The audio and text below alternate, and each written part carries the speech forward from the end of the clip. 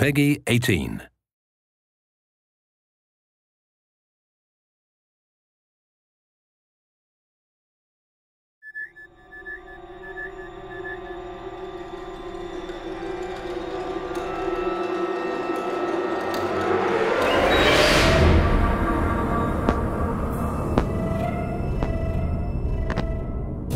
Essentially, tension comes from unanswered questions. Tension comes from anticipation.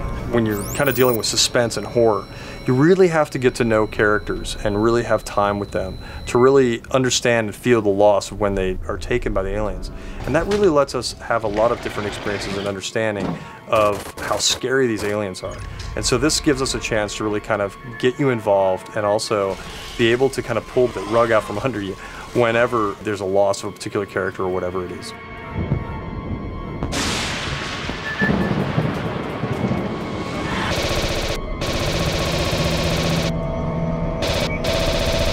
When you can survive an encounter, beat them, man, that's when you feel like a badass.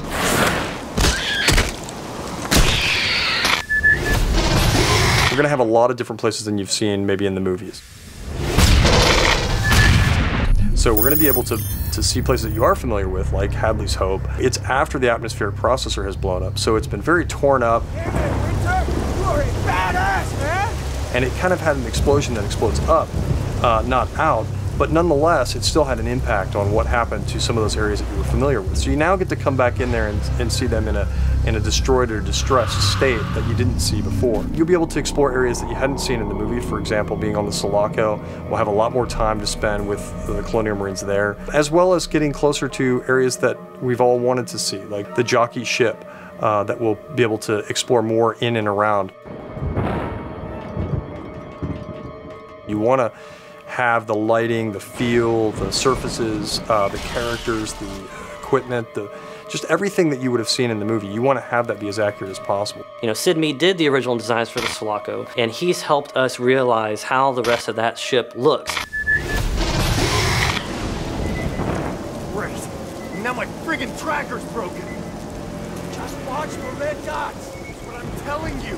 Motion tracking, you know, that ping, and then when you hear the blip, when the aliens are actually in the vicinity. It's such an iconic sound, and when we got the source material for 20th Century Fox, the actual audio that was recorded and Foleyed and some of the other stuff that was digitally produced, man, it's so exciting to be able to play with that content and then work that content into the game.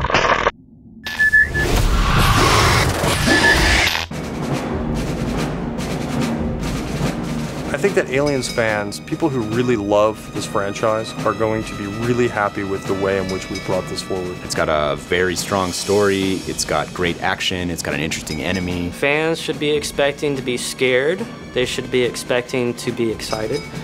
They should expect a lot of action, just like the films. They should expect an experience that is an interactive version of all the Aliens films that they've loved so much and finally realized in full 3D. You know, I've made a lot of video games, I've made a lot of action games, I've made a lot of games that involve shooting and games that involve soldiers, and I mean, and games that, you know, where we're saving the world from aliens too, frankly, and I gotta be honest, I've been stealing from aliens my entire career. You know, there's always lines from the movie or situations or events where we just borrow, and it's influenced all of us. It's influenced an entire generation. When we get to spend time in the real fiction, in the real canon, it's pretty exciting because we're not borrowing from it, we're building onto it and we're adding to it. So it's just a thrill to be involved.